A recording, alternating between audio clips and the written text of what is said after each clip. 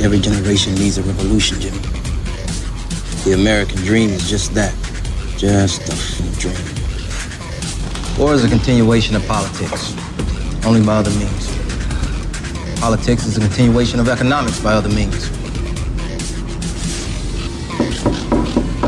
This is our bank. This is our war. And this is our plan of attack. Banks have become an essential threat to our democracy. So consider this justice. Thank you for listening to Revolution Radio at freedomslips.com, the #1 listener-supported radio station on the internet. Please help support this station so this battle can continue forward. Revolution Radio!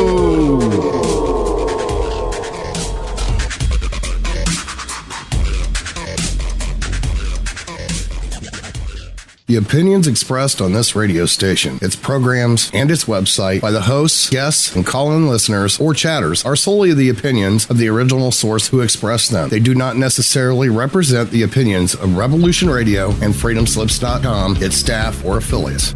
You're listening to Revolution Radio, freedomslips.com, 100% listener-supported radio, and now we return you to your host.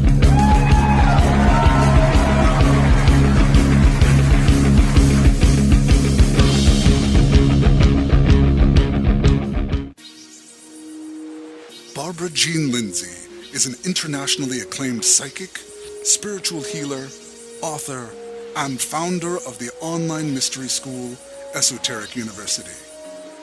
As the Cosmic Oracle, she is a conduit to the powers that be to answer your questions about your future self, past lives, current career, love. She shines light into the darkness to illuminate what was, what may be, and beyond. The readings and advice given by Barbara Jean Lindsey are for entertainment purposes only, should not take the place of any medical, legal, or financial advice given to you by a qualified professional, and are not a substitute for medical, legal, or financial advice. If you need a doctor, call a doctor. If you need to be expanded, call the Cosmic Oracle.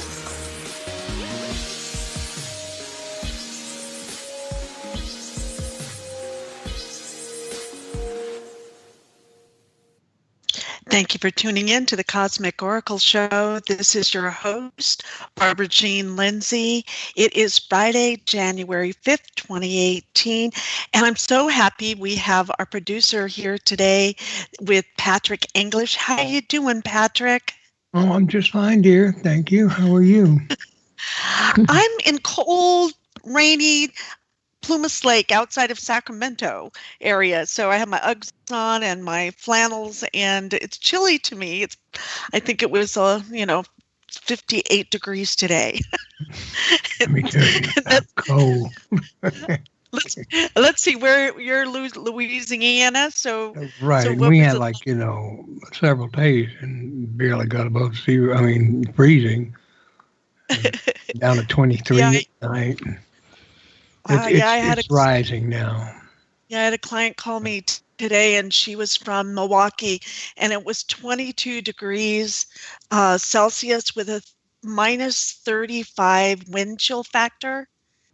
She said it was crazy cold. Talk about I don't compute anything given to me in Celsius. I can only think in Fahrenheit, so I don't know what that means, but it sounds cold. Just know it does, doesn't it? So I'm really honored for tonight's show. We have a guest that is a world-renowned midwife and a nurse and a counselor, and a clinical hypnotherapist, a Reiki master, and an amazing speaker and healer in her own right. And that would be the world-renowned Mary. How are you doing, Mary? So we have Mary Rodwell on our show this evening, and she's coming from Australia, right, Mary? Hello, Barbara. Lovely to talk with you again. Yes, and I'm really feeling for you over in the States. It seems like you're in the big freeze. I have to say that it's warm and sunny, and if anything, the less I wear, the better. So I'm the reverse of everything you're talking about at the moment. I could actually do with a bit of cool so that I don't have to float around and whatever. So I'm in subtropical Queensland. So that's my temperature at the moment. So our listeners that are cluing in can kind of maybe take middle road, right? They can listen in between the worlds of the hot and the cold this evening as we traverse the cosmos and examine the new human, and your book titled "The New Human: Awakening to Our Cosmic Heritage." And I have a copy right here that you actually signed for me when I met you finally for the first time at the Awareness Expo in Cottonwood, California. And you just wrote a beautiful little quote. It says, "To Barbara Jean, keep your beautiful starlight shining. Blessings and love, soul sister, Mary Rodwell." And so it's just so sweet. So we'll get into what this is all about. What is the new human?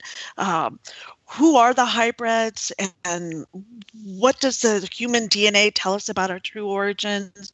How have extraterrestrial encounters awakened and transformed lives? And we're going to just kind of we're going to weave it through our listeners today from probably one extreme to another, and we'll just kind of see where it all goes, Mary. But before we do, I would like to thank our listeners who have given generously to Freedom Slips Revolution Radio in 2017. We hope you're equally or more generous than you were last year, and really dig in your pockets and bring forth some money to help keep us on the air. I know that sounds simple, but we are an all-volunteer station here, and we're only here thanks to your generosity. And Patrick, where are we on our schedule this month for funds?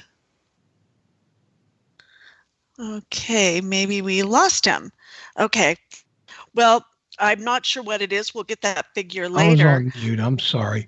Oh, that's okay. I have to make a move to see where it is. I have to go to another part of the site. Let's see. I think I'll be able to find it in just a second. It takes you off the chat room. And we are at 67, and we need more than that for this. We need about $100 a day. Mm-hmm. And so we need to be looking at about 500 right now. A little less, but between 90 and 100. So thank you. So we're a little bit below. Well, we're a little more than a little bit, but yeah. Mm-hmm. So, but all you have to do is, thank you, Patrick. So all you have to do is go to freedomslips.com and hit that support button, and it makes it really easy to support us and keep us on the air so that we can have the truth out, and these amazing speakers like Mary Rodwell join us this evening and tell us what's going on with UFO encounters and non-human intelligence and the whole evolution of not only as humans but also of the earth and to maintain what we're doing here. Why are we here? So we're going to look at all of that. And so we'll bring you back on, Mary, and thanks again. And, what happens when I think of having you on the show is that there's so many different ways we can go. I get excited, and so I want to just delve right in to a whole bunch of questions I have.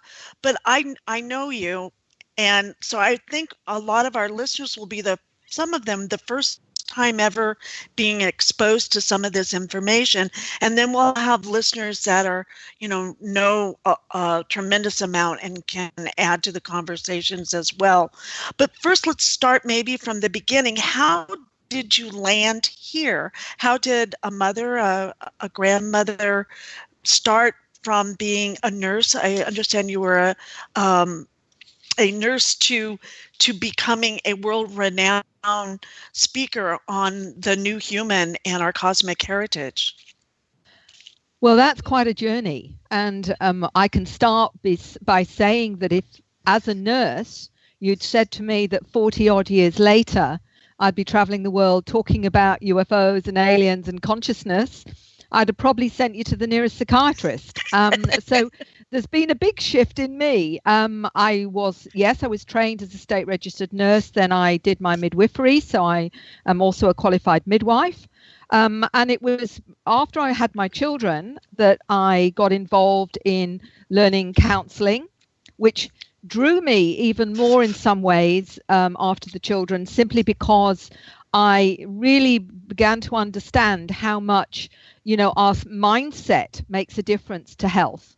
And so I got very interested in using preventative ways of healing rather than, the final medical model, as it were, where you're dealing with the illness itself. So prevention rather than cure was a really good way to go. It was through my counseling and the broad kinds of experience people had that also highlighted that, that we were not just a physical, container. We are soul as well. We are spirit. And that came very clear to me with people having experiences with being aware of energy fields, some people saw spirits or communicated with them. I became very aware that this was part of who we are, was that, that there was a spiritual aspect, even though all through my life I've always believed that. The counseling really brought that to the fore, these amazing experiences people had. But it was probably about 25 years ago that the gentleman walked through the door and said to me, Mary, there's no support groups for this. For this, people just think that you're crazy. And he proceeded to tell me about his experiences with non-human intelligences. Some people call extraterrestrials or aliens. I don't particularly like that word. But the experience was that it wasn't just affecting him. It was also affecting his family. So this took this away immediately from it being, somebody's possible imagination or fantasy, because you don't have that with the rest of the family. Being left with marks on the body, parts, he was shaved areas on his body. The family were also experiencing it, the children. So this was a whole new ball game. And what for me was my introduction to the reality that we are being visited and have been visited throughout millennia, I believe, by these non-human intelligences. And this was the beginning of my journey, really. And so where do you go when you say, did you say, what the heck is all of this? And where do I go? Let's see it. I'm sure it's in the library. I'm sure it's, there's like volumes of it. I'm sure somewhere that, someone, if I'm experiencing this as a healer, a helper, then there must be many more out there. But what did you find when you went to find sources for aid in learning about this? Well, Barbara, you know full well that when we're talking about 25 years ago, this was still something that most people thought was crazy, that you were either a Star Trek fan and got carried away, but that this was, a bit of a joke. And most of the time, that's how the media certainly saw it. I was fortunate to come across two books really within a few weeks of this gentleman literally turning up at my door, which, says the synchronicities were quite amazing. One of them was by Dr. John Mack, who he sadly died a few years ago, but he was a former professor of psychiatry at Harvard University, and he was exposed to this phenomena and ended up writing a book about the cases that he dealt with, where he did all the psychological testing, and he decided with his expertise they were quite normal individuals and that they were having a real experience. It was called Abduction: Human Encounters with Aliens. Not only that, I read a book by, and it's classic now, Whitley Strieber, which was called Communion, of his experiences with these non-human intelligences with the grey face on the front. I read those books literally within weeks of this gentleman walking through my door. I remember reading them and thinking, oh, how amazing. Another part of human experience. I certainly didn't discount it, but I thought it was very rare. And of course, the hilarious thing for me is now down the track that I've worked with over 3,000 individuals worldwide that have had this experience. And I know this is the tip of the iceberg. It's everywhere. And by doing this work, it's caused some credibility finally, right? That it is getting much more mainstream in a lot of ways. I mean, we still have a lot of work to do, but it is getting out there, and you're an essential part of the message of giving that credibility to people that are having these experiences and their real experiences. It has been really interesting to see the shift in the public over these numbers of years to recent times, certainly in the last 5 years, how the media now are a lot more respectful, because we have had limited disclosure over the years. We've had astronauts talk about this reality and what they've seen when they've been up on the space station, on the moon. We've had two presidents that have talked about seeing UFOs. One was President Carter. The other one was Ronald Reagan, for example. We've had pop stars. John Lennon was one who talked about seeing craft in New York and said he'd been on a craft, for example. There's many celebrities now that have talked about this. But what the public need to know is this, apart from those celebrities that we know and that we're looking at, there have been pilots, there have been lawyers, doctors, nurses, social workers, farmers, right across the social scale to housewives and children that have spoken about their encounters going up on spacecraft and being taken to places.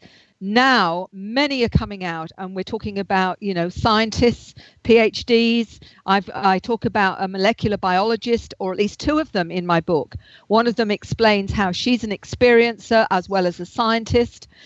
So, within all of that, we are now getting more and more of people that have what I call the credentials to get people to take notice.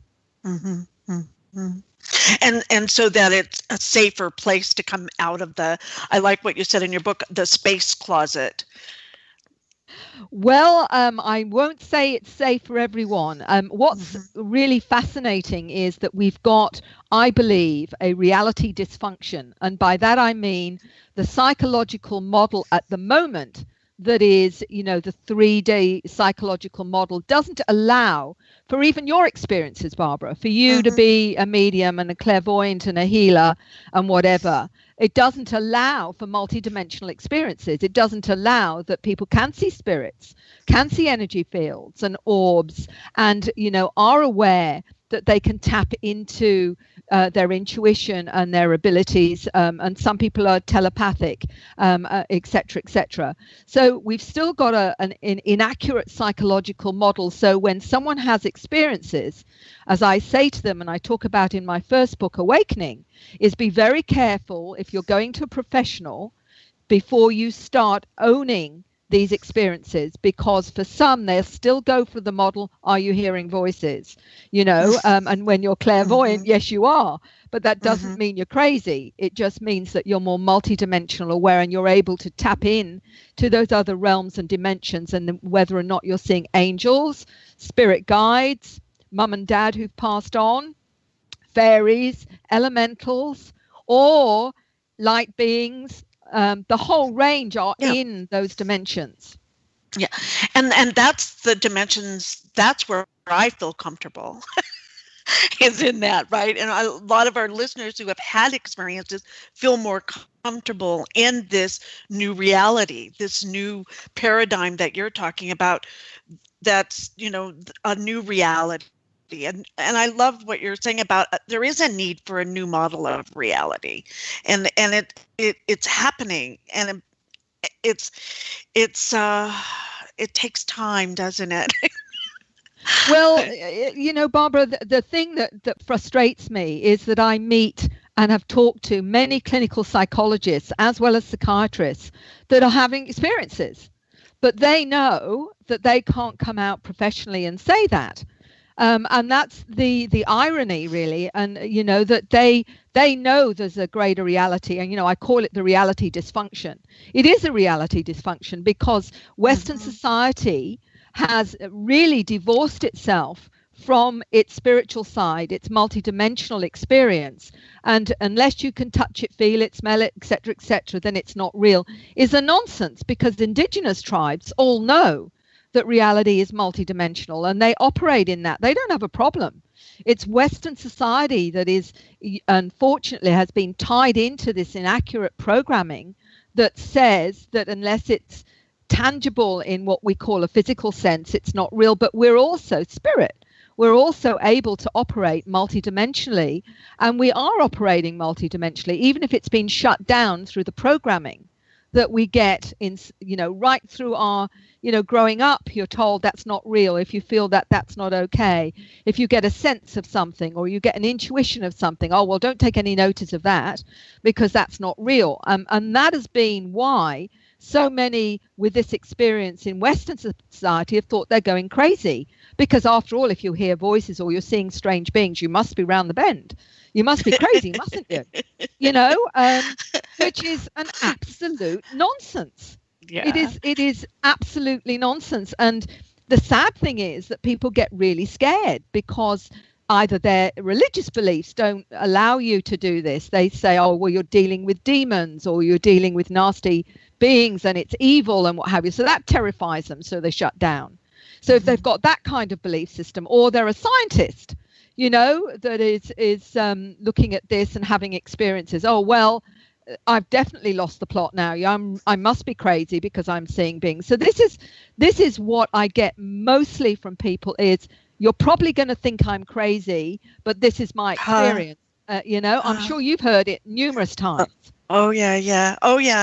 But but with time, it's kind of, I'm the 100th monkey effect. The more that we can take it out of the closet, the more we can talk about it, the more that we give it credibility, the more that we can really, don't walk around the elephant in the living room. And it's not an elephant. It really is a gift. It really is something to acknowledge and grow and change and help us not only be the new human, but into our new cosmic awareness. So it transcends from that point. And we have to resonate it within ourselves first before we can take it out, to the people.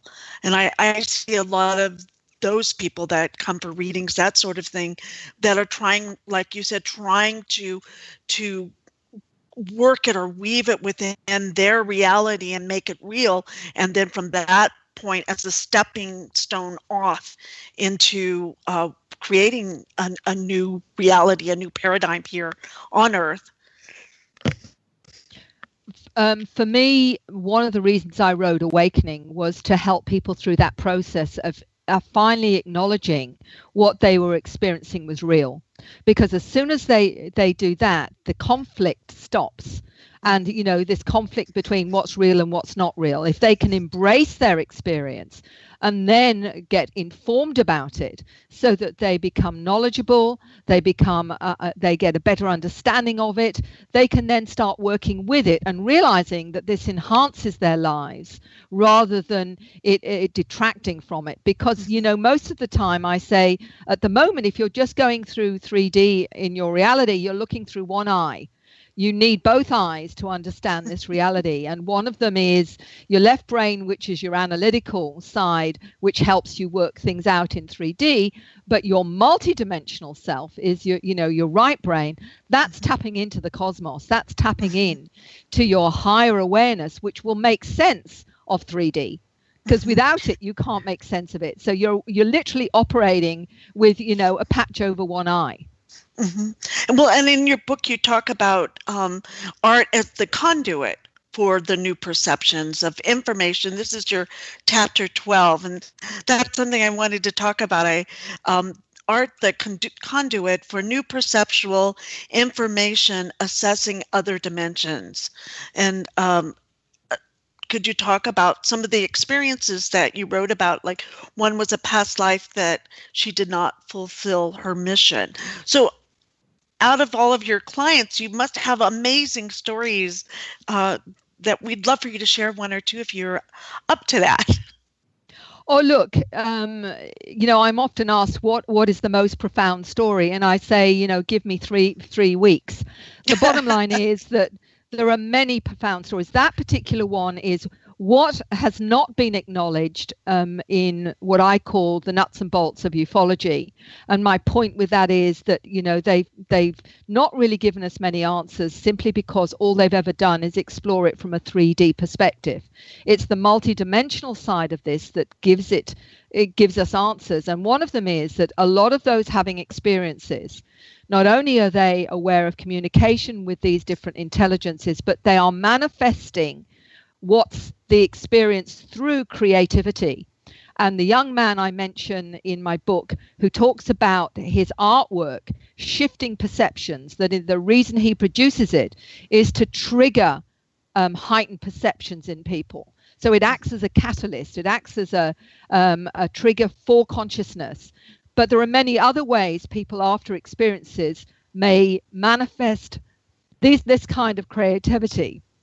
It may be through music, that they find themselves creating a special kind of music. And there's a little 11-year-old that I write about in my book who plays the piano in Australia. And his mother contacted me because she said he has a sense that when he plays certain songs, as he calls them, they have a purpose. And he said that he's aware of a being or an energy that comes into him when he plays these songs. And one of them is about activating DNA. And so he has a sense before he even plays it that he's going to be assisted to create this song with this being. So this is an 11-year-old creating music with the help of a particular intelligence that is part of triggering awareness. You've got others that come out with languages we call light languages or star languages, and this is happening right across the globe. I've got people writing to me saying, I find when I'm doing healing, I suddenly come out with a strange language or another kind of language, for example. Some of them even have a sense of what the language is about, whereas some are translatable, some are not, and some seem to, again, be used as healing, as a healing frequency for that particular individual, for example. There's others that do other artwork that triggers consciousness. Some are, there are many different ways from the language. Some are doing symbols and scripts that just are manifested after they've had encounters. Would you say that the ones that are having these encounters would be considered a hybrid, or what is a hybrid? Or what would the new human look like? Would it look like one of these people that are having these experiences?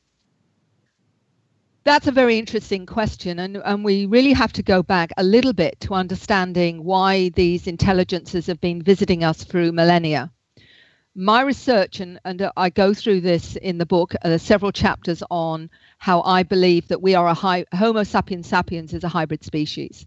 And I say that because there is enough evidence from certain geneticists that say that when they look at human DNA, there is evidence of interference where certain streams of genetic material look as though it's been altered or changed.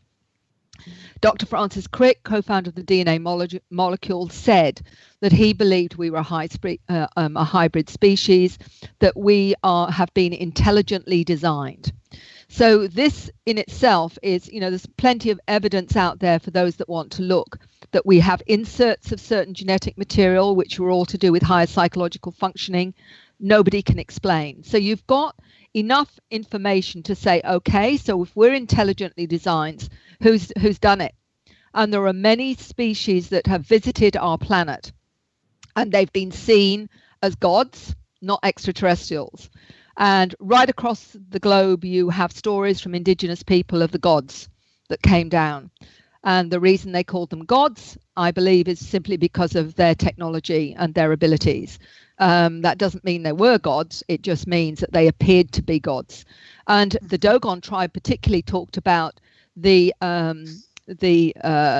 were talking about being visited by beings they called the Nummo that had interfered with human DNA and that had added parts of their DNA to it. And we've got many stories, even in the Bible, we talked about, we will have them like us and similar to us. So it seems like many of these intelligences, the reason they're so interested in us is because we've got some of their DNA. Many of the experiences are aware of this and feel very connected to the beings they're interacting with. They say, and even the children have told me, that their real family is in space. They're star beings. They've come from different planets, whether it's the Pleiades, Arcturus, Orion. They mention coming from other dimensions. And they say that they have come in human form or incarnated in human form to help this planet shift in awareness. And so what we have, it appears, is extraterrestrial DNA in our human DNA. So what is happening through all the experiences that people talk about where the genetic material is taken, that is the theme of almost every encounter, that there is always genetic material taken, DNA.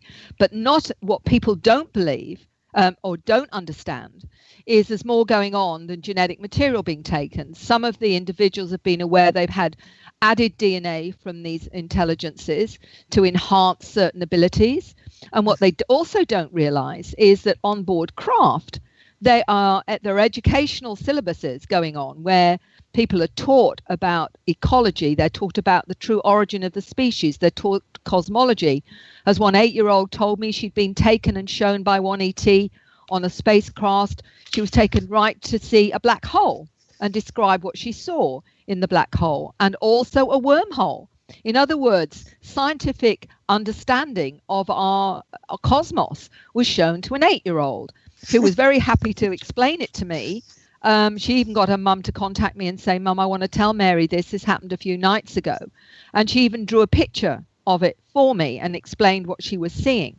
So, this is what needs to be known, is that not only are people manifesting evidence through their creative expressions, language, music, scripts, artwork, healing abilities, all of these things. And on board craft, there's an educational system going on. I call it space school. And these children, 2 or 3 years old, 1 3 or 4-year-old talking to his mum, who was saying, "It's time to get up now to go to school." And he was saying, "But I've already been to school." And she's saying, "But you haven't, because you'd only just got up." "But I did last night. I don't want to go again," was basically what he was saying, because he was aware he'd already gone and he'd been taken by the beings. There are children of that age that are aware they're being shown and taught things on board spacecraft, and actually talk about the man or the being with the big eyes that came and showed them things. I've got 7 and 8 and 9-year-old young girls and boys talking about going on spacecraft. One of them, who was 8, told me that she was taken to a planet and shown how to levitate and how to use her third eye, and was being shown genetic engineering by the beings between different species, different plants, different animals, for example. So she was actually being shown this. And this is an 8-year-old describing this to me. So, 8-year-olds, this is all conscious recall. This is not hypnosis. This is their recall of their experiences where they go out of body to, or physically, to with these beings on spacecraft. So they're innocent enough that they haven't been conditioned yet. You're absolutely right. This is not programming. This is, this isn't something they've read books on. And what is really important here is that they will talk about concepts that most, children don't start looking at until they're in their teen years or whatever, when you've got a 6-year-old talking about reincarnation. And when he was talking about a little beetle that had died and he was going to bury it, and then basically saying to his grandmother, "But of course it will come back, and it can be another insect or it can be another animal or whatever. So it's coming back." But the children also are aware of their past lives and will talk about their origins. And they may say, I used to live in another place or another planet. And one 12-year-old was describing that the last place he came from was Arcturus, and that his mother was blue-skinned, and that, he described what it was like there. But he knew this at 5 years old, that this was where he was from. Now, this is, this isn't what you see on telly. This isn't what you see in cartoons or whatever. These are really deep philosophical understanding of the soul. And they're not teaching that in regular Earth school, that's for sure. This is the whole point, is when I talked to an 8-year-old who was telling me about going up on spacecraft and describing to me that he was there in a group of other children. Some of them were human, some of them he even recognized from his school. And he described how they were using their consciousness, their mind, to create things in the air, if you like. They were actually creating and also learning complex concepts. And so I stopped him there and I said, well, can you tell me some of these concepts that you were taught? And he said, no. He said, because they're too complex for you. So basically, Mary, forget it. You haven't got the smarts for this. And that's the truth, right, Mary? Absolutely. I was put back in my place quite nicely.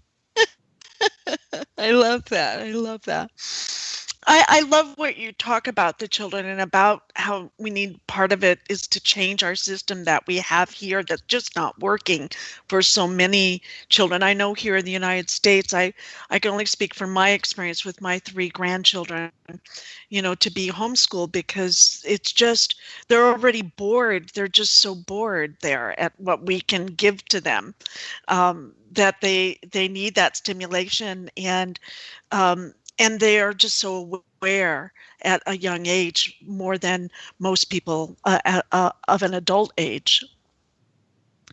You're absolutely right. And I've talked to teenagers that have explained how bored and how school is like a prison to them. Because with these new generations, they're so aware. They're having what I call a multidimensional education. So, the schools on this planet do not appear relevant to them in any way. I'll give you an example of that. There was a 12-year-old who spoke to me and explained what it was like at school sometimes. And she said, the teacher's saying things, and I will get my little special friend. They often call them little special friends, or the being that she knows as part of her spacecraft family, or her star family, saying to her in the classroom, she could see the being there, actually telling her when information was incorrect and actually correcting it.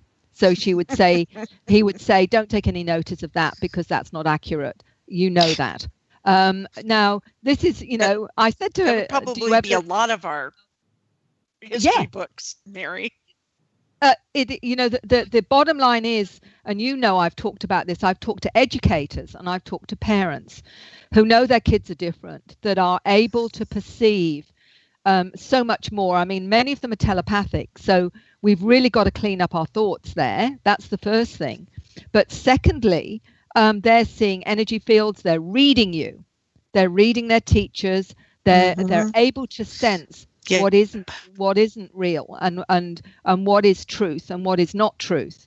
And the schools don't get it. They don't get that this is the old system that will not work with these kids, because the kids know and have a more accurate understanding of what's going on. So a lot of them will switch off. We've got to now provide a new environment where the children who are educated this way, that are multidimensionally aware, are given an environment where they can utilize their awareness and their skills and tell us what they need, so they can, do what they've come here to do. Right, and have a safe place to explore that. Yes, absolutely. And the problem is that the moment, as one 10-year-old in England told his teachers, he said, you teach in a linear fashion. I think in spirals. So he was making it very clear that they just didn't get it. I remember in your talk at the Awareness Life Expo, you talked about a program in Canada that you were excited about. Can you talk a little bit about that? Or yeah, it was something I came across a few years ago about children being taught how to see multidimensionally. In other words, they're blindfolded and they're taught how to expand their consciousness so they can see with that their third eye, or if you like, their light, as they often call it. This particular model was taught originally in Mexico. It's also being taught in India. But the lady that taught it here, Karen Osborne, came from Canada, and she teaches it in Canada. And what she does is she works with 6 to 12-year-old children. Doesn't matter, what sex they are. And she teaches them how to expand their consciousness so they can see without physical sight. And I will actually witness this. And I've got video footage of children, even after a few lessons, fully blindfolded. One was coloring in, also being able to read with the blindfold on, and also able to see 360 degrees. This expands all their consciousness. And what was fascinating was what happened after that was one of the young boys, I think he's now about 8 or 9, went to school, and his teacher wanted to know what he'd learned. He talked about it. He asked his mum if he could take his special goggles, because they're special ones so that they really can't see through them. And he took them to school. He put the goggles on, and he told his teacher to go and get a book he didn't know from another classroom. He proceeded to read it with the goggles on, explained, the color of the book, explained what was in it, read part of it, then proceeded to walk around the school to his sister's classroom with these goggles on. I mean, he said, the grandmother who told me about him said, Mary, the teacher and the children just didn't know what to make of it. But he was so confident that he was able to do it. This is now being taught in a number of countries. It's being taught in England. It's called the ICU Academy. You can actually go on the site and you can actually see this for yourself. You can see the goggles. You can see how these children literally can read as normally as if they didn't wear the goggles. But fascinatingly, one of the children in the course here was dyslexic, so obviously had great difficulty reading normally. His mother was so emotional because once he was shown how to use his multidimensional sight, he read fluently without any problems whatsoever. So he could read better after he was blindfolded than he could with his physical sight. And the mother just couldn't believe her eyes. It was so astounding. I just love that. I love that. So these are the new children. They're here. And some of us oldies that were kind of like these new children, but in a different way, if we're going to move forward, it's part of the fear is that we're uncontrollable. If these kids have these kinds of experiences, and maybe we had a lot of these abilities before, but we're shut down. And then as you go to turn them on, you hit fear, and then you go through that process. And that with the new children that are coming out, that hopefully with these new academies, the ICU Academy and the work that you're doing, and a lot of other, I'm sure, people that are working towards this, so that our children, the new children, can be informed and have opportunities to explore and find the benefits, not only expanding their minds and their awareness, but to grow confidence in themselves too, and to see that, that to embrace and love themselves and carry that through in the world. It's interesting, Barbara, because often, I've got parents who say, well, I used to be able to do it as a child, but I shut it down and I was told it wasn't real and stopped to be silly or being too imaginative. So they become very sensitive to opening up again, because they often say, well, I could do it, but now I can't. Does it mean that I never can or whatever? And I'm saying not at all. I just, I laugh and say the older models, what that really just means is for us older models that we have to, sort of just remind ourselves that everyone has the capability to do this, but you've got to want to, and you've got to be brave enough and courageous enough to start owning what you sense and feel and have experienced as a child. The children often talk about coming as teachers, and I think they have come as teachers. They're showing the way. They're showing us that it's okay, that you can do this. A lot of my work, and I'm pretty certain a lot of your work, Barbara, is encouraging people to remember who they are and to remember what they can do, and to give them, so that they can have the confidence and trust in themselves again. And it's all about just reminding them what they already know. But they've, because of the heavy conditioning on this planet, they have been afraid to, go there. And often it's the fear of, can I handle this? Will I be okay? Will I be safe? Will people think I'm crazy? Will I go crazy? And it really is reminding them that this is part of who you are. This is your heritage. To be multidimensionally aware. It is the programming that gets in the way of us trusting it again. And it's about reminding us to trust it. And it's amazing how the children have given the parents often encouragement, because the parents said, well, I used to do that, but I lost the confidence or whatever. Whereas these children don't seem to be so affected by the programming, and the reason for that is what I call the new programs, is that they're wired differently, and I think that's deliberate. I think the reason they're wired differently is to make it harder to be programmed. I think it's very clever, and we call them labels. We call them ADHD, we call them Asperger's, we call them dyslexic, we call them certain types of autism. No, they're not faulty genes. We're the old model, they're the new model, and the new model is wired differently to be more, to operate better in a multidimensional reality. And to embrace their sensitivities.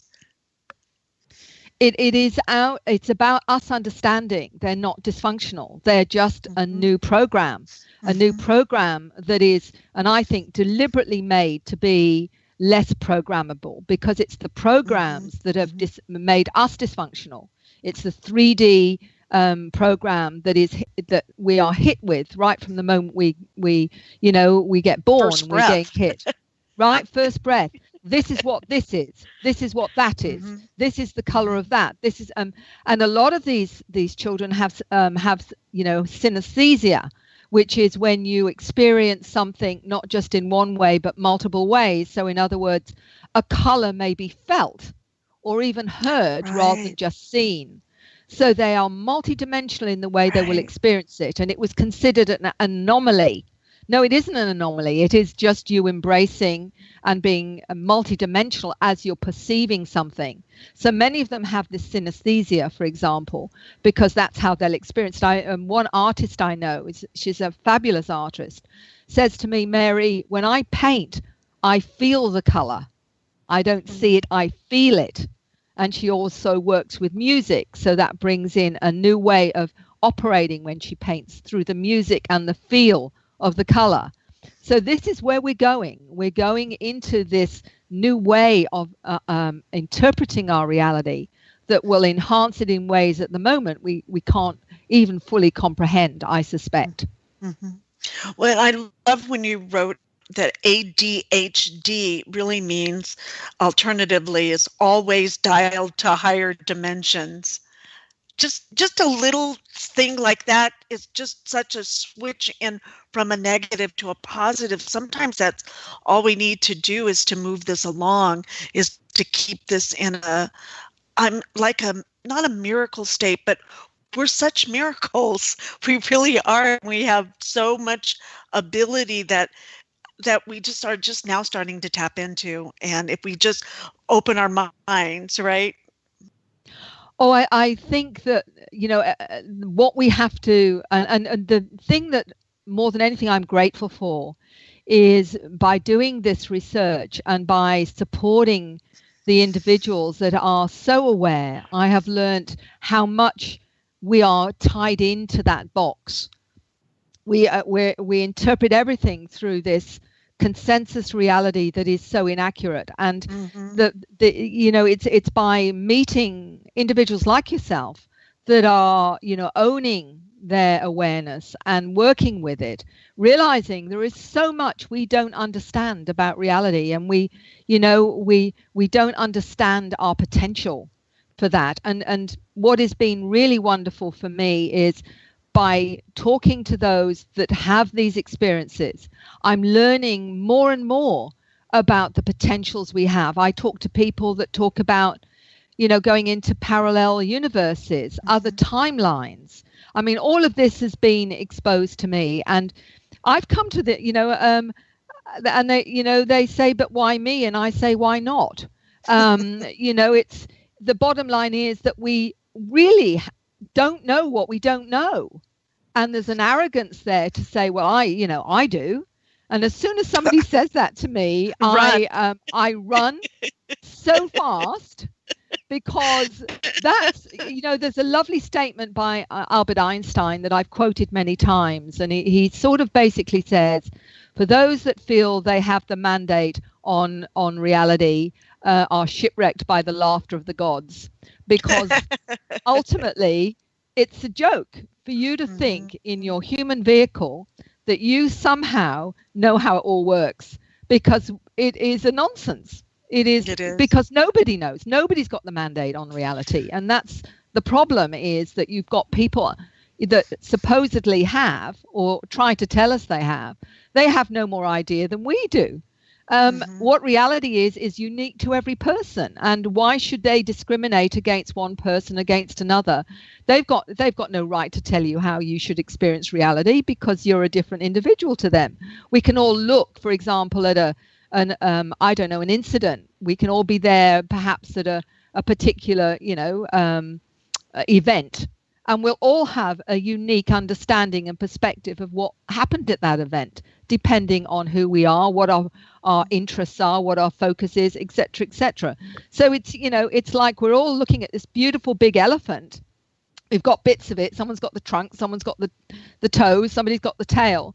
And they're saying, but I know what the elephant looks like, and we haven't a clue, because we've not taken in the whole elephant. We've just got the tail or the ear or the trunk or something or other. So the whole thing's absolutely a nonsense. So get over yourselves, guys. There's no mandate here, and this discrimination against personal reality is the biggest crime we can commit against anybody, because we all have a right to our experience and how we understand that experience and interpret it. And that's freedom. We're here to have that freedom, a freedom of expression, a freedom of how we want to perceive our multidimensional selves in this whole cosmic universe. It's huge. It's so huge. And when you talk about love, I mean, love is like, it's still a human perspective. It's so small, but it comes from such a huge place. So I just see you when you talk, all this love emanates from you, that you have I want to just talk about the love part. I don't know why it just came through really strong, and that's how we go. We roll with it, right, Mary? look, I think the problem is that when we are trapped into that, that box, we judge everything, because that's what we're taught to do. What I've learned through my many years of counseling is, even with people with different perspectives, once you can embrace the way that they are interpreting things, you can't be angry with them. You can't be cross with them, because that's how they're perceiving it. That's how they understand it. That's how they've grown into their reality. How can you be cross at someone else who's just different to you? I think what they're doing is they're showing us more and more how unique everyone is, and how every perspective is valid. Even if it's not the way you see it, it's still valid for them. And who are we, honestly, to say, well, they're wrong and I'm right? I think it's a nonsense. Well, and with time changes everything anyway. I might agree with you today, but tomorrow I might have a whole different experience, And with change, nothing stays the same. We're evolving and growing and changing, just like this work that you're doing. It's changing and growing, and that's the beauty of it. Nothing stays, well, some things stay the same, but your perspective can change, hopefully, quite a bit. Well, if I could tell you that if you told me as a nurse that if you stick little needles in people, it was going to actually make a difference to them, I would have laughed my head off. Now, my daughter actually is a naturopath and she does acupuncture. There are doctors all over the world that do acupuncture, and they know full well how effective it is, even if as yet many of them still don't understand how it works. So there's my paradigm shift for a start. I mean, I know that this is valid. If you told people, with moving objects around a room was going to make a difference to the energy 40 odd years ago, I would have thought that was hilarious. Businesses pay thousands of dollars to get an expert in feng shui to do exactly that. So that's how far, even in my world, things have shifted and changed from where I was, and this is what I'm seeing right across the globe. And I think it's amazing that this is going on, this wonderful shift in consciousness. It is. And when we get back from our break, should be just a moment, we'll talk about the future. I'd like to see your vision of what you see for the future in this field, and also talk about your work with the Dr. Edgar Mitchell Foundation for Research into Extraterrestrial Encounters. So stay tuned. We'll be right back. Thank you, Mary. Okay.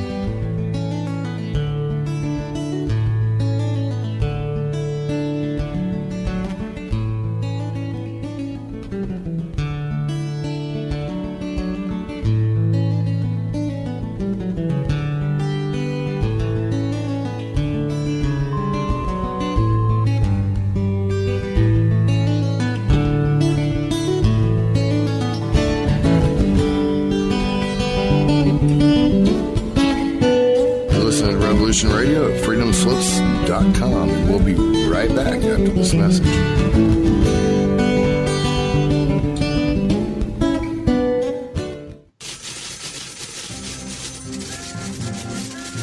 In breaking news, a visiting Syrian diplomat reported today that their population is evolving rapidly and advancing into a fifth-dimensional consciousness.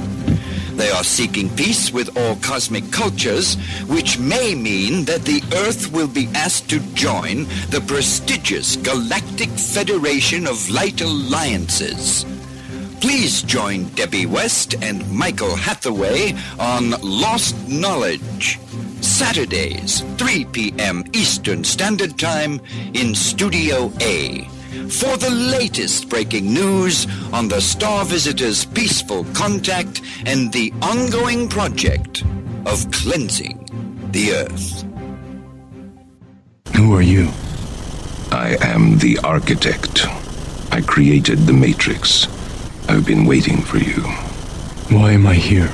You are the eventuality of an anomaly which, despite my sincerest efforts, I have been unable to eliminate from what is otherwise a harmony of mathematical precision, which has led you inexorably here. You haven't answered my question. The Matrix is older than you know. As you are undoubtedly gathering, the anomaly is systemic, creating fluctuations in even the most simplistic equation.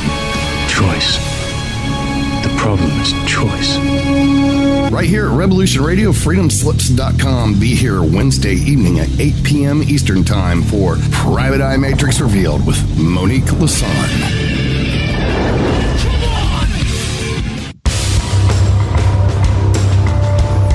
Hello, my name is Mr. Rowe. I am the host of Reality Extraction on Revolution Radio at freedomslips.com. I utilize logic, intellect, and magic to methodically autonomize, vivisect, analyze, examine, study, scrutinize, and extract an essence of reality from a fog of illusion and confusion. You can find me on Studio B every Thursday at 1700 hours Pacific Time. That's 8 p.m. Eastern. No topic taboo, no subject too strange. I strive to take a neutral standpoint during the dissection of the topic at hand. That's Reality Extraction with Mr. Rowe on Revolution Radio.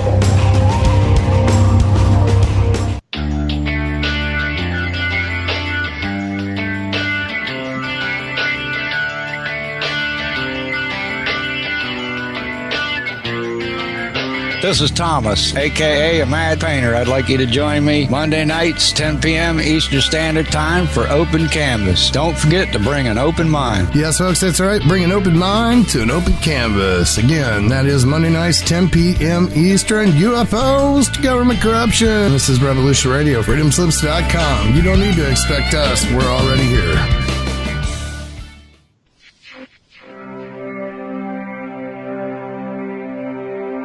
Most guys freeze. That's your cerebral cortex looking for an answer it doesn't have. See? Even your brain knows you're screwed. The body's filling with adrenaline right now, whether you know it or not. Your heart's beating fast. It's getting a little harder to breathe. The neurobiological system is telling it to run, but your knees are too weak to move. Fear is not real. The only place that fear can exist is in our thoughts of the future. It is a product of our imagination, causing us to fear things that do not at present and may not ever exist. That is near insanity. Do not misunderstand me. Danger is very real, but fear is a choice. We are all telling ourselves a story.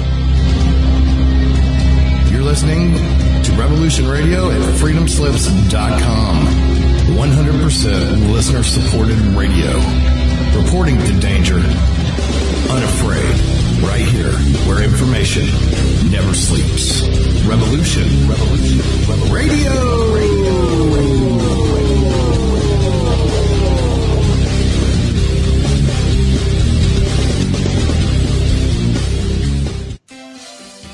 Hello, this is Maggie Rose McGrath of The Concord Show. And co-host Marine Corps Map, coming to you on Monday and Tuesdays in Studio A, noon to 2 Eastern. And Studio B on Wednesday nights, 10 p.m. to 12 a.m. Eastern, with educational, instructional, information, and situational updates, often with wonderful guests on the current landscape in the U.S. and overseas. This is a go. We are with you, side to side, and back to back. Please join us on Monday through Wednesdays, as well as other hosts and guests here on Revolution Radio. We're not gonna take it anymore. That's right, we're not gonna take it anymore. We said we're not gonna take it anymore. That's right, we're not gonna take it anymore. The opinions expressed on this radio station, its programs, and its website by the hosts, guests, and call-in listeners or chatters are solely the opinions of the original source who expressed them. They do not necessarily represent the opinions of Revolution Radio and freedomslips.com, its staff, or affiliates. You're listening to Revolution Radio, freedomslips.com, 100% listener-supported radio, and now we return you to your host.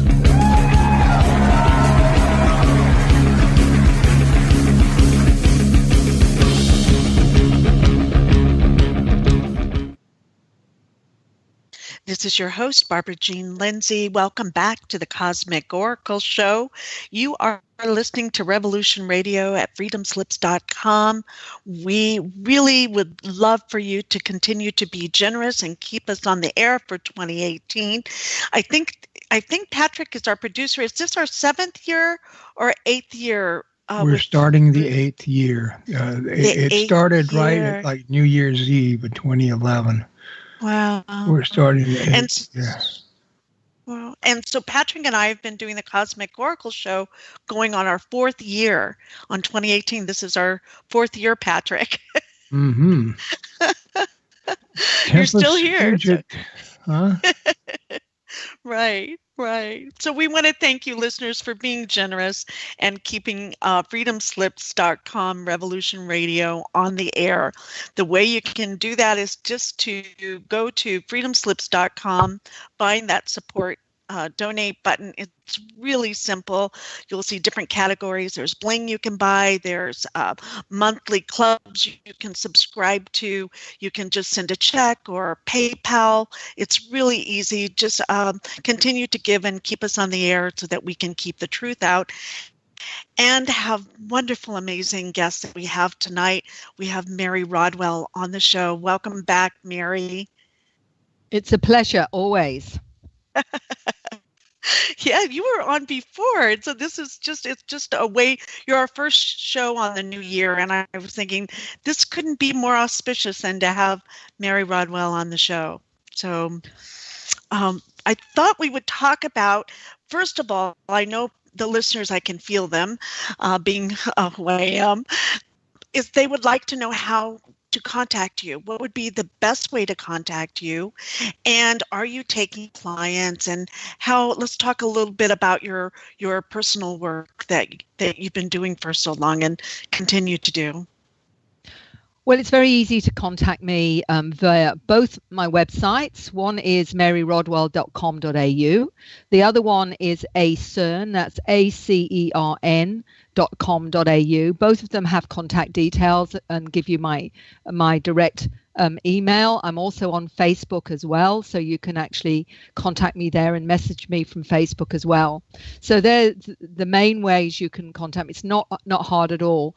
And also I would recommend that you go onto YouTube. I've got many different presentations there that will give you overviews of how my research has gone with all of this. As Barbara well knows, I do a lot of counseling, but also a lot of hypnosis. And some of the hypnosis is not always one-to-one in the sense that the person comes to me because of where I live. Sometimes it's over Skype, which works extremely well. So I can often do Skype sessions, whether you're in another country. The other important part of what Barbara's not aware of is that I'm now trying to teach my model of working to other hypnotherapists, because the problem for me is there's only one, and I've only got a certain number of people that can support in this way when it comes to these kinds of experiences, because it's not quite the same as doing a past life experience. For example, you've got to know certain indicators and certain things such as screen memories, this kind of thing, which highlight the encounter experience. So what I'm encouraging is hypnotherapists that want to work in this field, that have those skills, to actually give them, if you like, extra tools to work so that they can actually facilitate this even more. Because more and more people, as Barbara knows, are waking up to the fact this is a reality. And for many of those in the metaphysical field, they've always perhaps looked at their experiences purely from a spirit guide, higher self perspective, or angelic or ascended masters, and not always realized that extraterrestrials and interdimensionals are also part of this and may very well have been part of their experience. And they wake up to the fact that there's more going on than they previously thought. So, it is really important for support to be out there. And this is really important to me as a resource. Oh, I love that future with hypnotherapy taught by you to hypnotherapists, right? Or is it just for hypnotherapists who are already a licensed hypnotherapist, or can you actually give them a hypnotherapist license with this modality included? Is that too technical of a question, probably? But let me put it like this. For those that have the skills is what I'm teaching at this point in time, because I need them to be also, already au fait with hypnosis, because they can learn that technique anywhere. There are many courses out there. Once you know how to take somebody into an altered state and you're confident with it, some will stay with, the stop smoking and, phobias and what have you. Others go into, the regression and past lives, which is, expansion of that. But working with experiencers, you need to have certain understanding of how an experience or an encounter can happen, whether there's missing time, for example, what was the history behind their encounter? Was there a history behind it? How do you maximize their understanding? Because many come to me, they're seeking answers. They want to know why them. why they've been taken, why they're children, all those things. And you've got to understand the screen memories, etc. But there is another part to what I teach, and you'll understand this very well, Barbara, is I need the hypnotherapist to open up intuitively as well. Because to maximize the way of working, if you can work in a similar frequency to the person in trance, then you can also access more insight into how best to help them as you're working with them. And I call that this model that I've worked, and not everybody knows that I do this. So this is a very new thing that I'm owning, if you like. The way that I've put it together is I call it multidimensional information in a super conscious trance state, MISTS for short. Oh, like the Mist Avalon. I love it. Wait, can you say that again, please? So sometimes when you hear something, you got to hear it a couple times. I love it. Okay, what I was given, and you'll understand what I mean by that. Yes. What I was given was this. It was to be called MISTS, like the Mists of Avalon, and it's multidimensional information in a super conscious trance state, which means the facilitator also has to open up intuitively. This is not about acting just as a recorder. This is about you tapping in to your awareness to facilitate the maximum effect of whatever you're doing, because the experiencer is also tapping into their multidimensional side in that experience. When you're taking them into the trance state, they are, you know, everyone is that's had experiences is intuitive, and so they're tapping into that when they're having encounters. They may be going out of body, they may be going physically. They need to understand that. But not only that, you can maximize your assistance if you're tapping into that as well. For example, I've maybe taken someone into another universe or a parallel timeline or whatever. What I will also be tapping into is information around that as well, so that when they're saying to me, I'm seeing X, I may be also being shown that. So it's not you being separate. It's actually you being a facilitator on that frequency as well. And that's a completely different way of teaching, because the facilitator, the hypnotherapist, has to use their own tools as well, their multidimensional tools. And so it's stepping into a more powerful role, almost like a guide, or keeping it safe like a journey. We're going to go on this journey together. That is because they're working multidimensionally. You've got to understand that, be part of, and not only understand your own abilities around it, but actually be able to tap into that as well. Because when you do that, not only are then you calling on their spirit guides or their higher self or the superconscious, you are also accessing your own and your team, so that you're actually working that way. That it's so exciting. I think it's the most excited I've been over something in a while. Although, everything is going bing, bing, bing, bing, bing. Oh, I wish you the best of best with this. It's just really exactly what we need for the future. Well, it's going to cause a bit of a furore with more traditional ways of looking at this. I did my first MIST course in Hawaii, and what was fascinating, I'm getting them all to share what happened since. And, one lady starting to speak star languages out of the blue. She started to see more things. They were seeing things during the workshop that were happening, because it's an activation. It's for some. It's how it works is that once you're receptive and ready, then all I'm really doing is facilitating you opening up in a way that feels safe. So I'm giving you the tools to understand what's going on so that you can work with that with your client. Because some people, when they have experiences, there's two ways you can access it. One is through hypnosis. The other is that you actually do it more consciously. And I can show someone how to do that consciously, or in a trance state, whatever feels more comfortable to them. So you're giving them options. You're also enhancing and getting them to trust their own awareness and their own beginning communication with the beings they're interacting with on a conscious level, because that's the next step. We're heading towards that as a species. This is the start of it.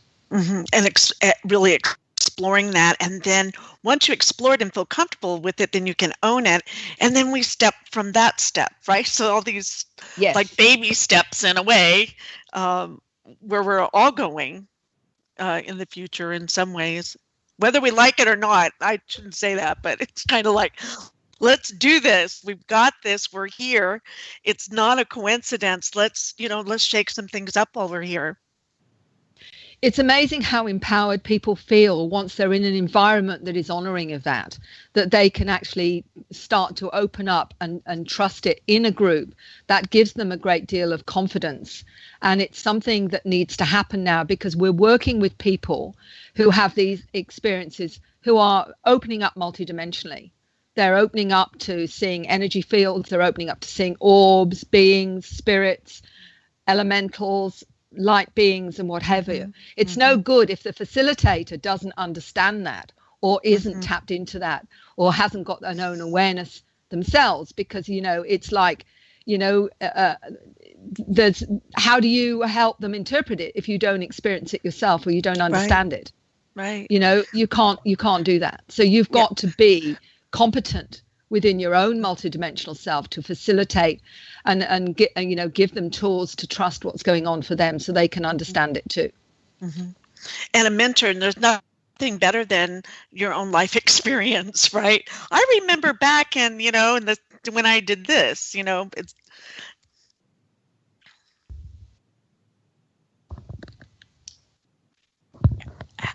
how to go ahead and Barbara, you muted out there for a second. Oh, half of that sentence. Okay. That you're just taking that experience and then moving it forward, making it real.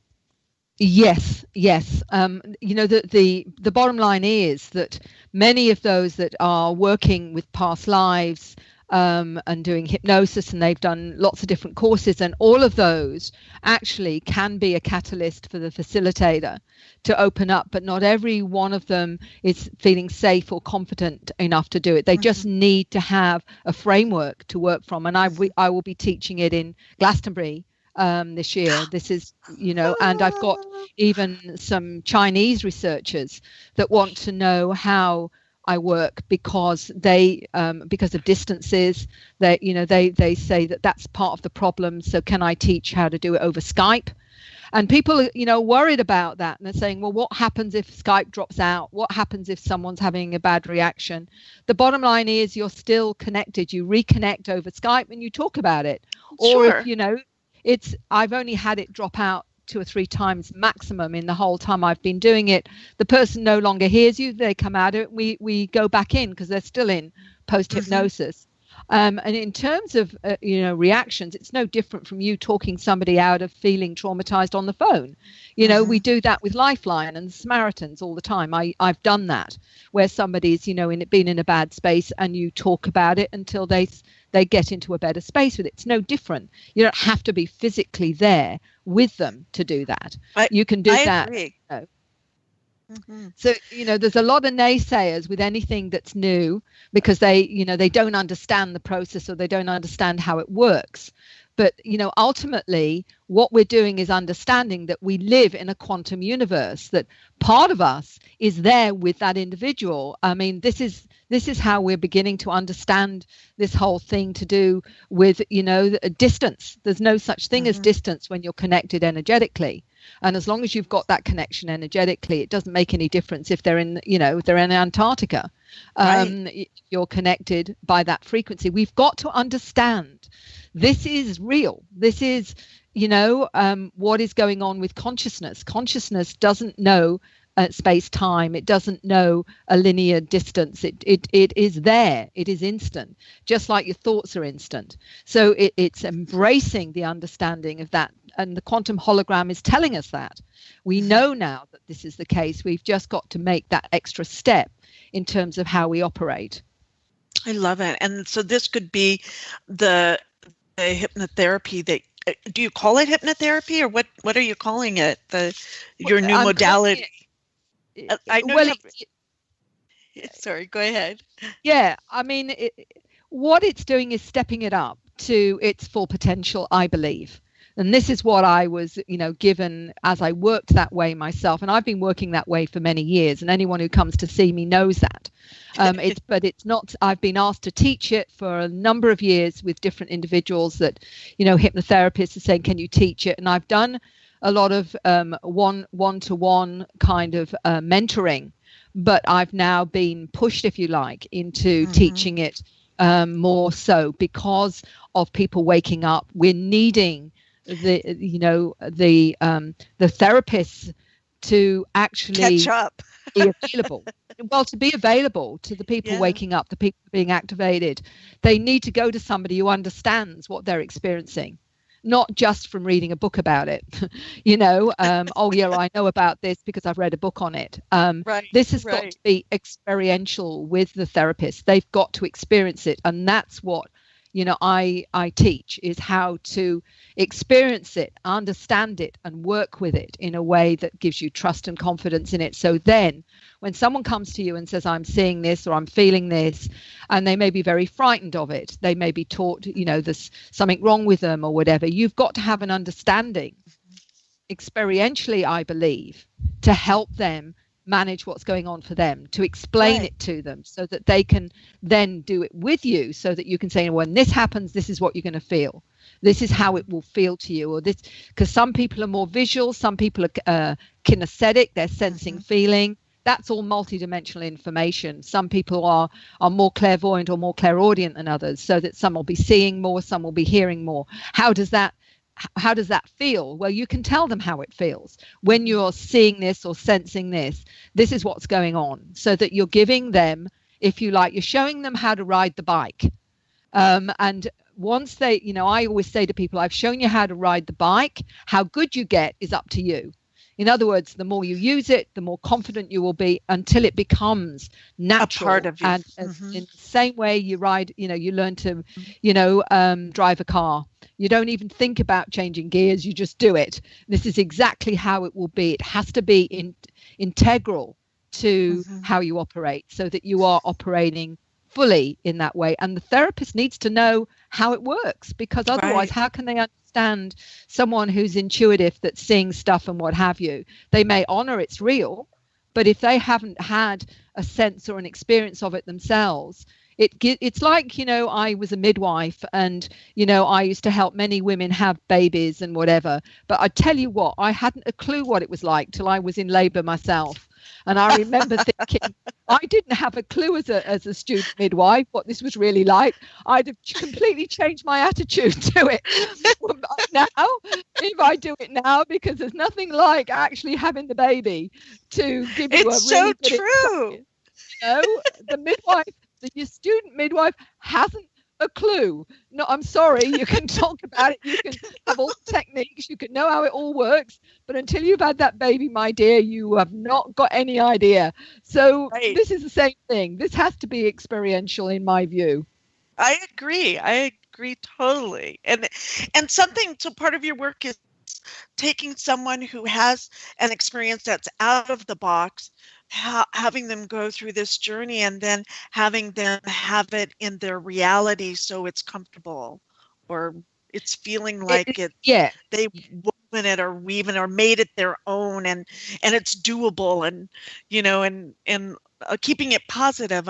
I would think I'm just kind of going there with it a little bit. So I'm really excited about this. Oh my gosh, this will change things so much, Mary.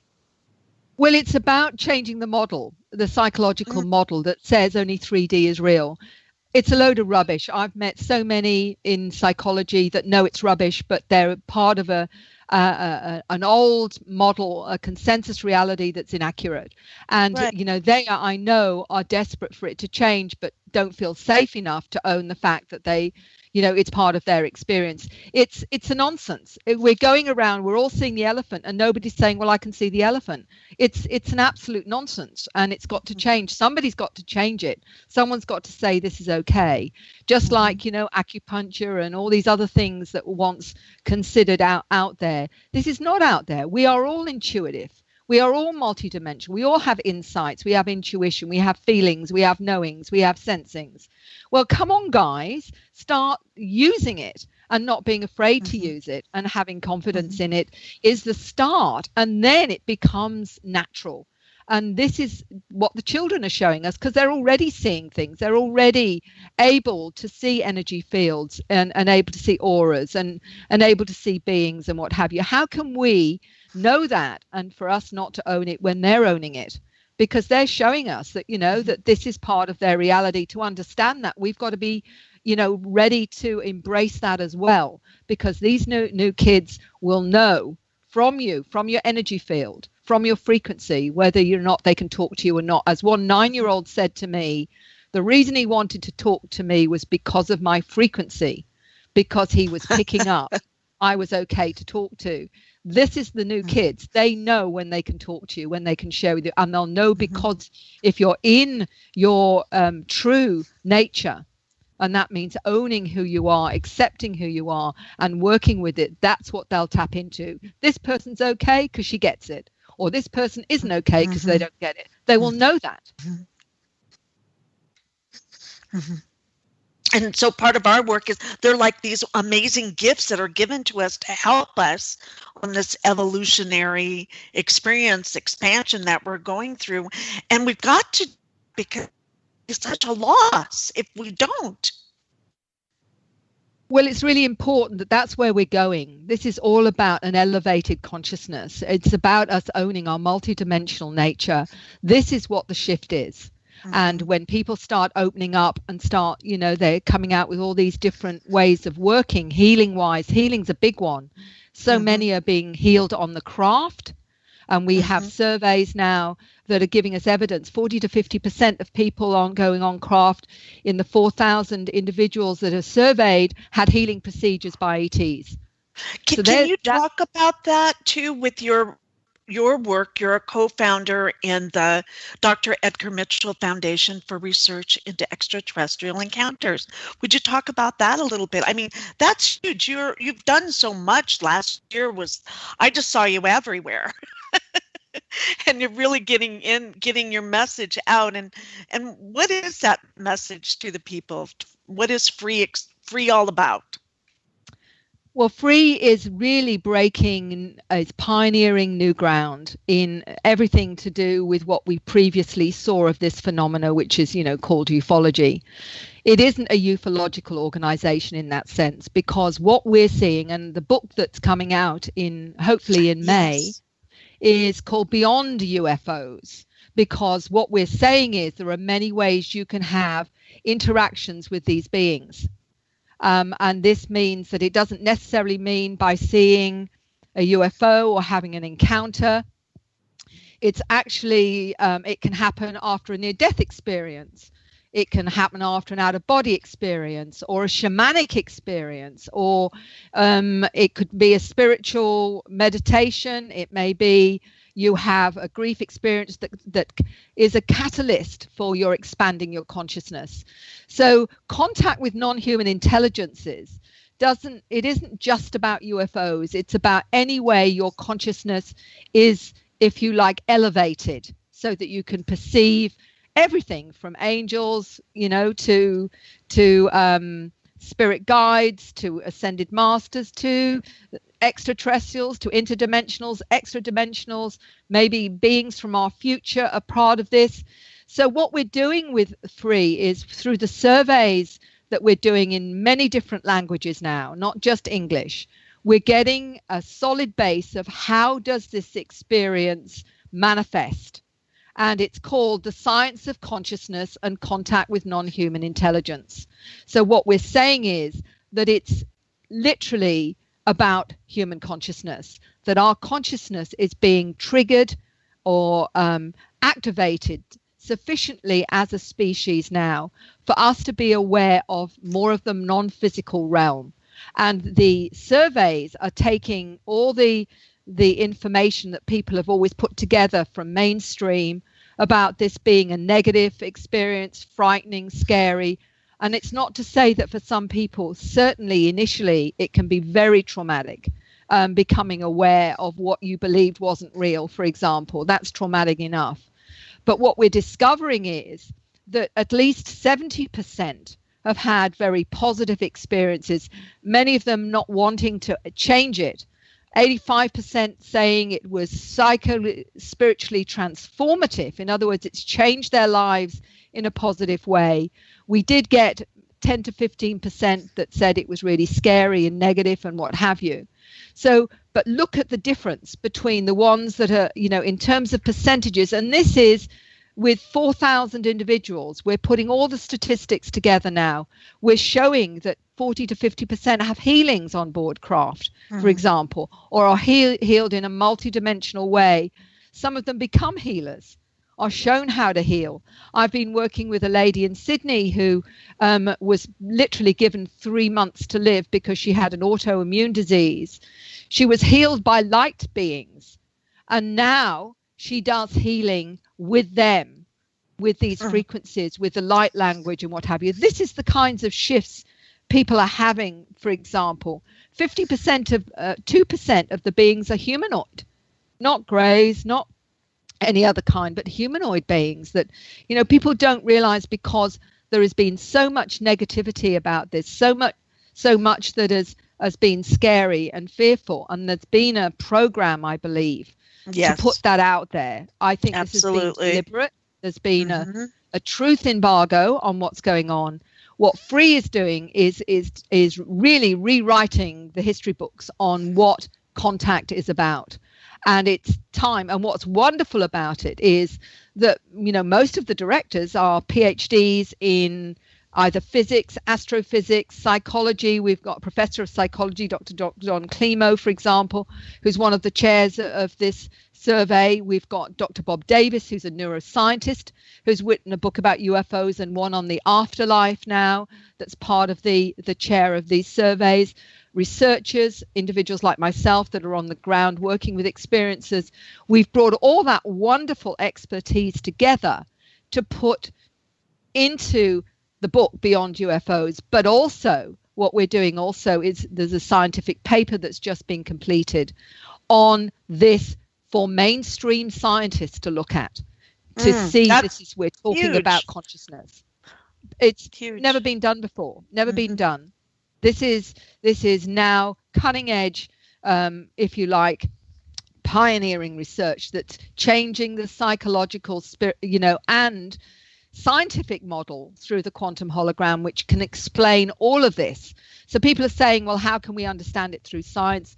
There is a model that allows us to understand that multidimensional experiences are valid. And this is what we've needed, is we've needed a baseline in mainstream to do this. This is what really Free is bringing this into mainstream, so we can start exploring it with what it's actually saying, which is this is way beyond anything to do with the model of beyond of USOs. This is about consciousness. Mary, can you give me what you would? I have people ask me this. That's why I'm going to ask you. What is your definition of what is consciousness? You go on the internet, you talk to people, and there's so many different ideas or concepts of what actually is consciousness. Can I ask you what and you can say yes or no, your personal opinion of what consciousness is, or what Free's consciousness,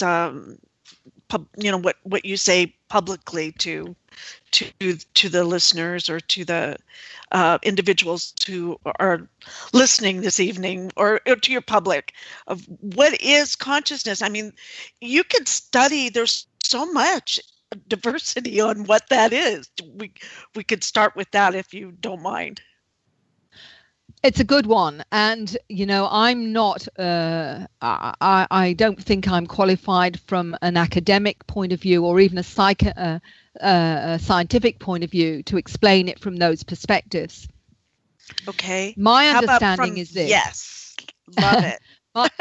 My understanding of consciousness is what most people would call God, or the universal, if you like, intelligence, if you like, or cosmic intelligence. There's lots of different names. I see it as we're all part of that we are aspects of that consciousness, that intelligence, that awareness. which we've individualized into individual containers, biological containers at the moment. But we all herald from that consciousness, that intelligence that is eternal and is aware. And we're all choosing as aspects of that consciousness, we call individual souls, to inhabit a physical form at this time. I believe that perhaps we're not just inhabiting this form as a consciousness. We can inhabit forms in other realities, other dimensions, parallel universes. I think we're not just working on perhaps a human form. So we're tapping into all of that, which we do with what we call past lives, which I don't think are past at all. I just think they're other aspects of ourselves experiencing. That's how I've come to understand it myself, that, time is just a linear concept for human beings to understand. So consciousness is really all of us. It's our intelligence, it's our awareness of that is directed through various vehicles of, if you like, perception. That's as near as I could put it. Yeah. And it's not limited to just a human perspective. No, I think that what we do when we talk about the higher self or the oversoul, what each one is an expansion of that awareness, that understanding, so that the oversoul, I think, is a collection of maybe soul groups, the ones that we choose to incarnate each time with and interact with, although we interact with other soul groups.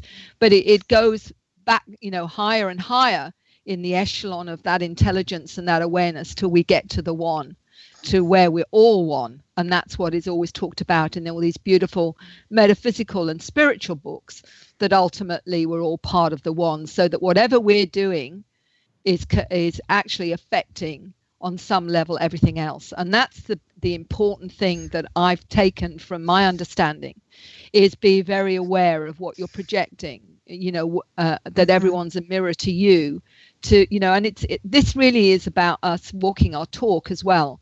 We're all very, everyone's very good at saying all the wonderful things and the wonderful statements about love and all the rest of it. But what we're being challenged to do is embody that. And that's the difficult one, isn't it? Where, we can talk all this lovely stuff. I don't mean to be derogatory and unkind here, but I see many so-called spiritual teachers on this planet. And many of them are, quite well known, but you look at their personal lives and their lives are a mess. So you say, well, you're coming out with all these beautiful books, all these beautiful CDs and what have you, but look at your life. It's not saying a lot about you walking your talk. So for me, it really is the embodiment of what you're talking about that is the trick. And for all of us, that's an ongoing journey. It is. And I'm very aware of that myself, that Mary, do you say, do you embody what you talk about? And that's, I fall over more times than I'd like to say. So I'll probably come back to this planet a few more times before I'm done. Especially when I swat that fly and say, I'm really sorry, fly, but I don't want you landing on my food. I think, well, that's another couple of incarnations now, Mary, that you're stuck with. It's true. It's really true. So, yeah. I hope that's helped. Yeah, it did. Because I want to get it from you. I wanted to get it from you because you're so real and you're trusting and you've done your work. Okay, you've just done your work, so you qualify married. I know that in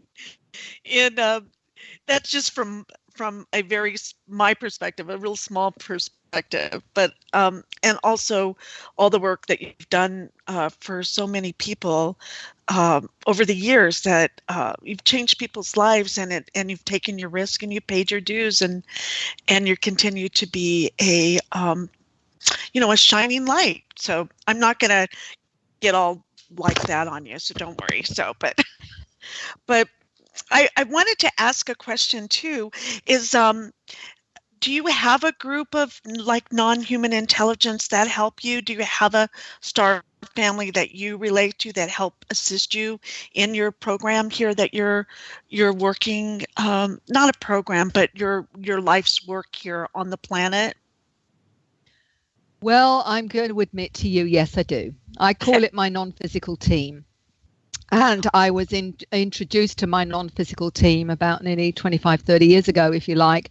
I spent 3 years working to understand how it all works in a group, where I was shown how to operate and to connect with that team in a way that's been absolutely profound and allowed me to understand how it works. And, the thing is, it's interesting, isn't it, that some people, are born and they naturally connect until they get shut down. I wasn't aware of that, other than I remember going to the group and thinking, I'm probably the only one that's not going to be able to do anything, but it's going to be really interesting watching everybody else expand in this way, thinking I was probably about as psychic as a brick because I was far too normal, because I felt far too normal I felt these were gifts that, only certain people had.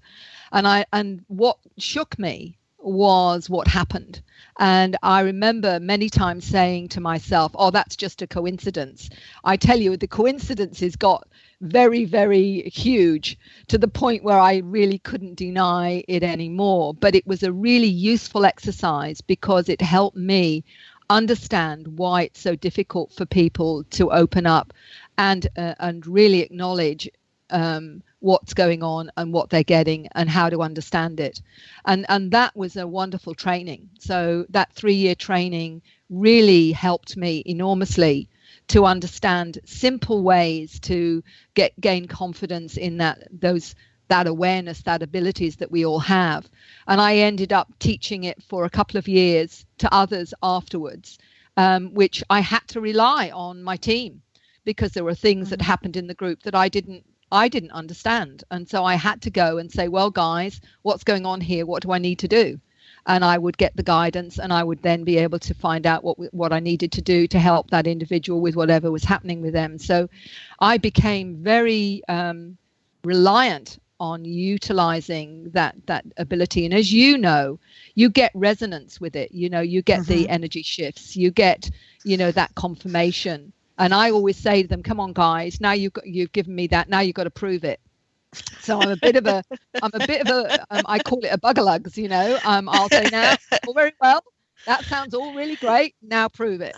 So I do give them a hard time, but to me, it's really important that you do the same with them as you do your friends and those you trust.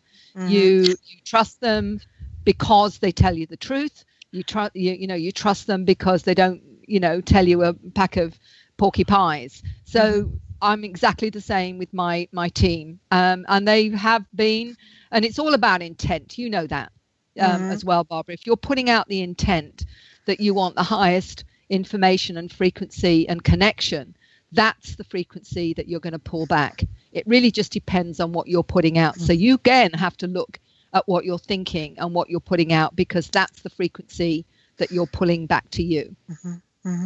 And so am I hearing too that you don't give up your seniority to them just because they say you're a spirit guide or have information for you, but that they have to qualify? Absolutely. In the same way you would do your friends who tell you something and it may be outstanding or a bit unusual or whatever, you'll say, now, tell me why this is so. The important thing is that you work in concert. They suggest. They will say this is helpful or whatever. They never tell you what to do. They never demand anything. There's two things you and I know that the lower frequencies or lower entities will use. And one of them is they'll play on your ego, or they'll play on fear. And so those are good ones. Those are the two they will use. And if you've got a spirit guide telling you to do something because if not, you'll have an accident, or if you whatever, then that's not someone you want to interact with.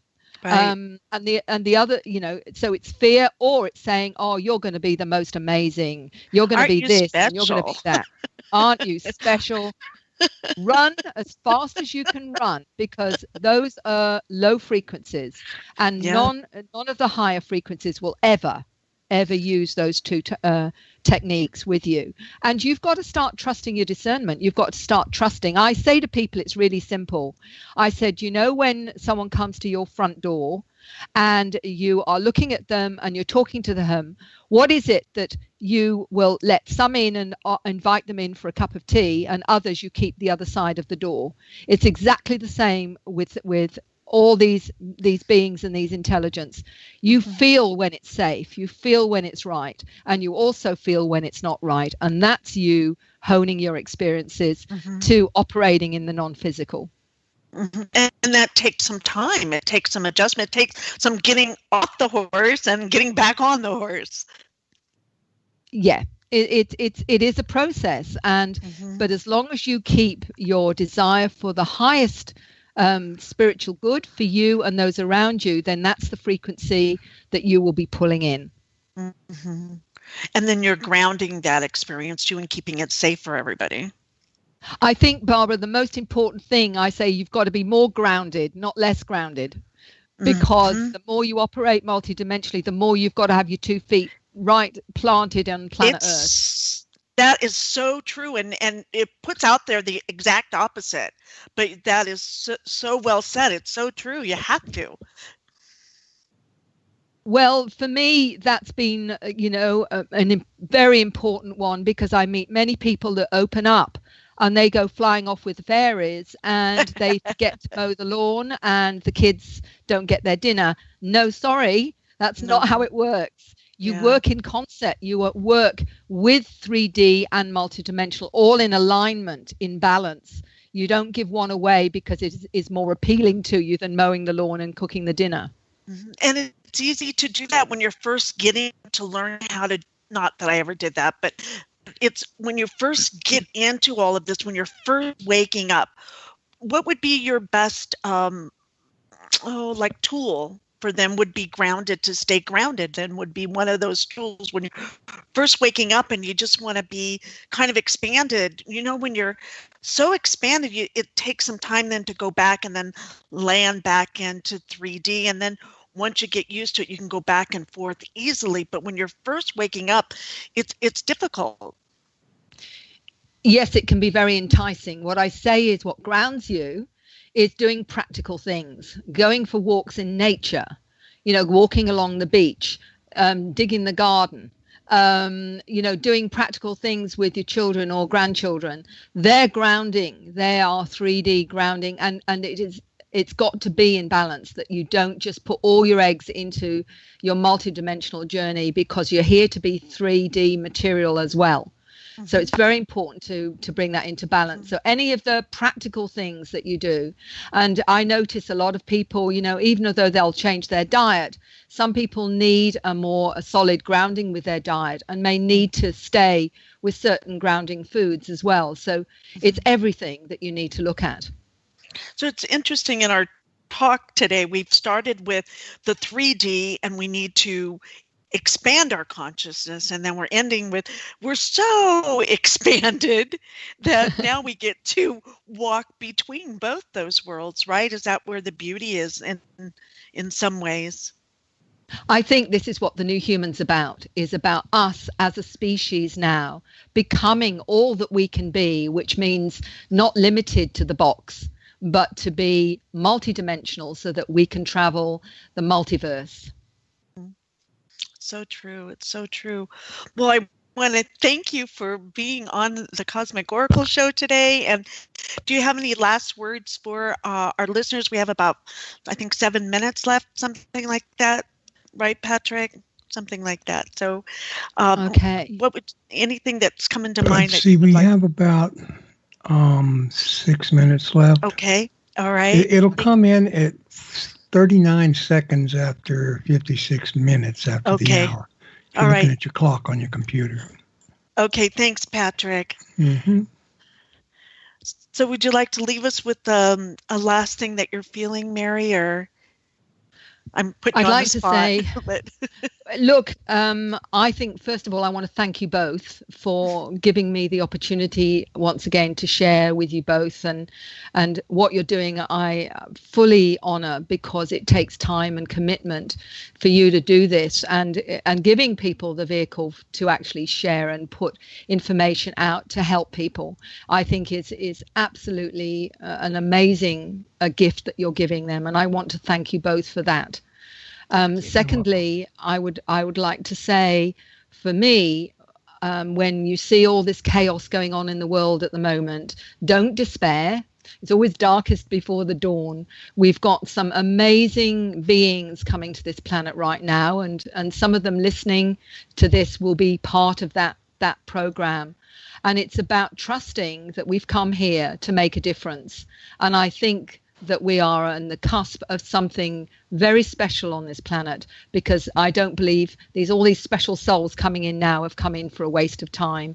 I don't think they'd bother to come if they thought that. So I want people to keep that bright light shining, no matter what happens, in the next few months or whatever, that ultimately I believe that we are going to make a difference and make this a planet that our grandchildren will thrive on. Thank you so much. And thank you for that, and for all the work that you do with that they can reach you, Mary Rodwell, and your 2 books. We have The New Human, Awakening to Our Cosmic Heritage, and they can find that on Amazon.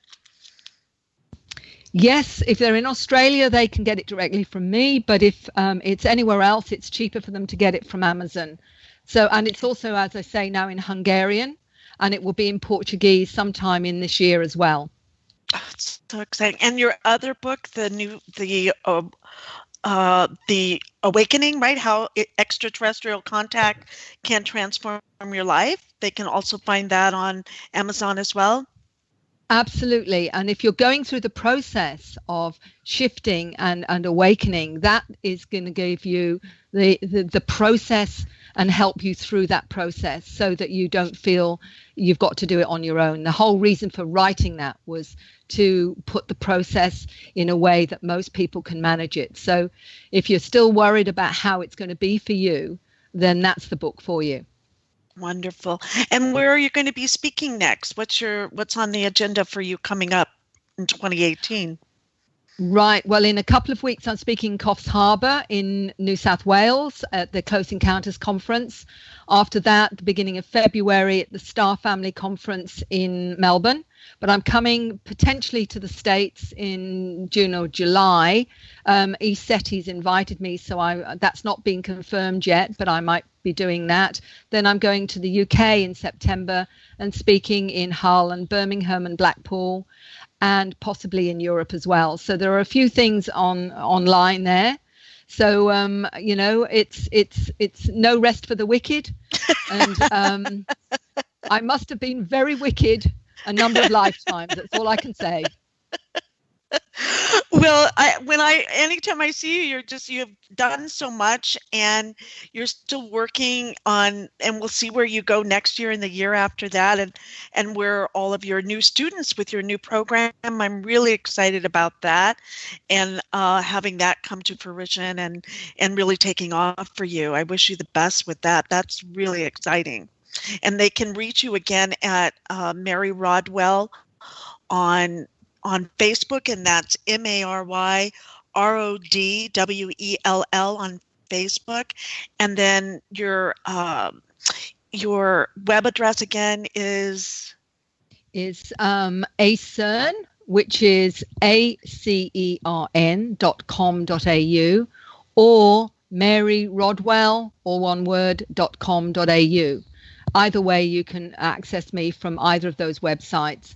And again, go to YouTube. There's lots of presentations on there that are that will help and activate as well for people who are receptive to it. I play the frequencies. I play the languages deliberately because they're activating frequencies. So anyone who watches them, be aware that it may just shift you in ways that you were not always prepared for. But that's part of this awakening now, is the children are bringing in the frequencies, and also the adults that are waking up are bringing in the frequencies through these languages, through these scripts, through this artwork and music.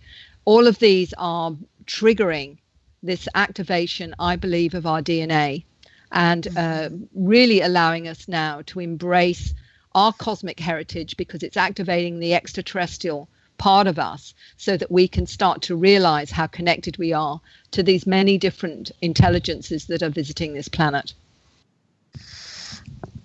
And from there, who knows where we go from here, but it's all happening and there's a resurgence now. So don't be alone and isolated. If you're hearing this, go check out and all of Mary's information in her books and her YouTube. And then coming out in May, it's Beyond UFOs, the Science of Consciousness and Contact with Non-Human Intelligence. That's going to be a fascinating read, and that's from the free organization.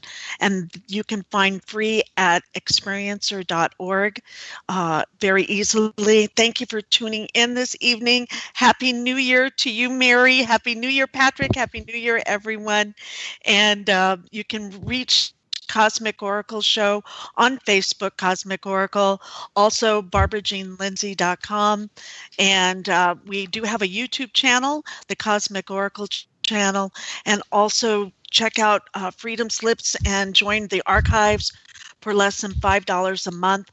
And you can go to freedomslips.com, and for $5 a month, you can have an archive of the show of Mary Rodwell's lecture or speaking here on the Cosmic Oracle Show tonight. And Patrick, when's your show? It's on Thursdays at noon. It's noon Thursday on Studio A, not for public consumption, with Patrick English.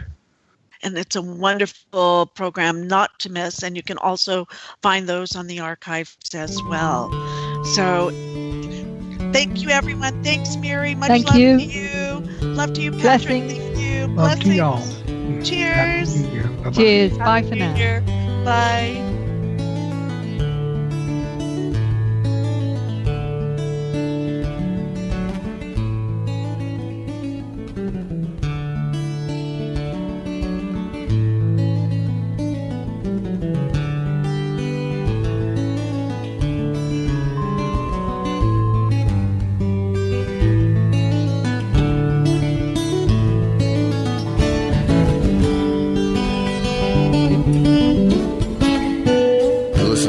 Radio at freedomslips.com, and we'll be right back after this message.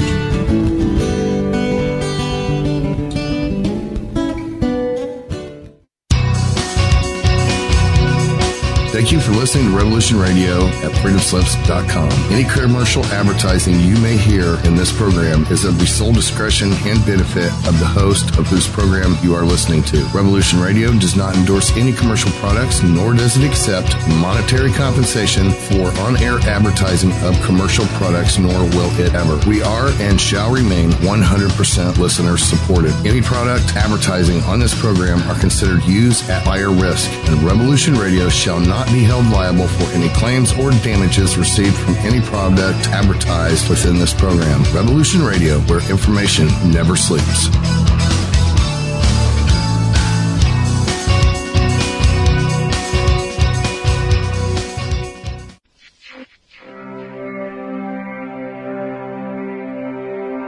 Most guys freeze.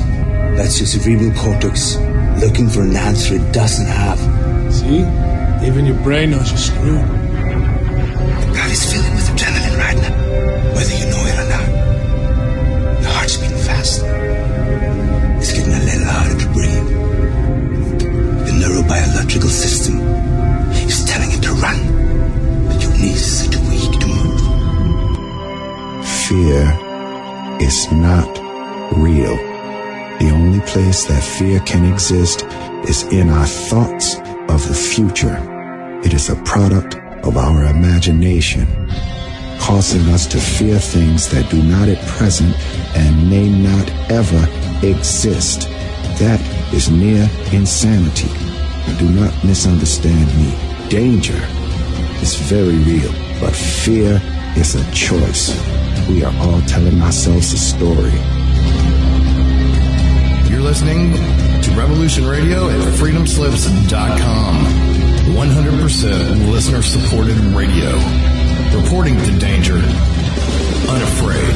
Right here, where information never sleeps. Revolution Radio.